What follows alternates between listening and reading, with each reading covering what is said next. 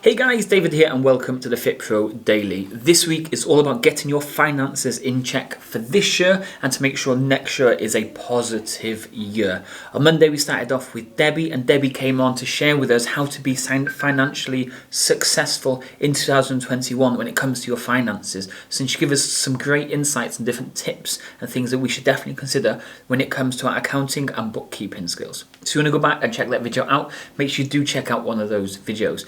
Then yesterday I shared with you 3 key things as a gym studio owner that we've done to maximize the profit we have. We talked about how much we were charging per hour, how much we were paying our clients, and ways we were financing the equipment. Today though, as it's a What's Working Wednesday, I want to share with you one of the key things that we do once a month, every single month, to make sure we're on top of our finances. But before we do dive into that video, if you haven't subscribed to the channel just yet, make sure you do subscribe by clicking that big red button below. That way you'll never miss any future episodes.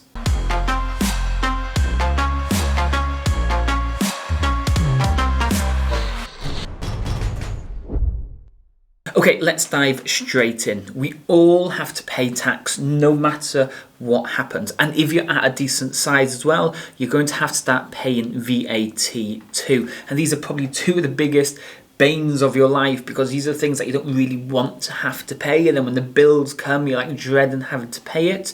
But VAT, you literally have no choice. The minute you hit that threshold, you either up your payments, so you up how much you're charging, so you already take in that payment, or you're going to have to take less of a profit so you can not have to charge your clients more. For us, we just increased our prices a little bit, so we took a bit of a hit and they took a bit of a hit. But VAT, we had no choice. Whereas tax, there is things that you can do to try and minimize how much tax you have to pay, but at the same time, you're still going to have to pay tax. So we're going to base this nice and simple, no different schemes, no nothing different. We're just going to base it on a 20% tax and a 20% VAT. So what we do on the first of every single month, no matter how much outgoings, no matter how many different sources of incomes and everything, we have a look how much income have come in as a collective. We then take 20% off that and put that into a separate savings account for VAT. And then whatever's left, we take another 20% of that and put that away for tax for the month as well. That means then when the end of the financial year comes, or when you're paying your VAT quarterly, you have that money raring to go. And the good thing about putting it like this, taking 20% off straight away for your VAT and 20% off your tax, you know it's never going to be that amount anyway, because maybe your VAT is a flat rate. Maybe you've managed to get it down, your accountant has managed to do something to make it easier for you so you don't have to pay as much VAT. But if you've been saving the exact amount, let's say 20%, but your flat rate is 15 or 17 or 13 or whatever it is, you know you've got an extra couple of percent every single month just stashed away that's going to be profit. Exactly the same for tax. We're taking tax on every single penny that comes in, but we all know our outgoings and all the additional stuff that we're buying and all this type of stuff makes a difference to how much tax we actually do pay at the end.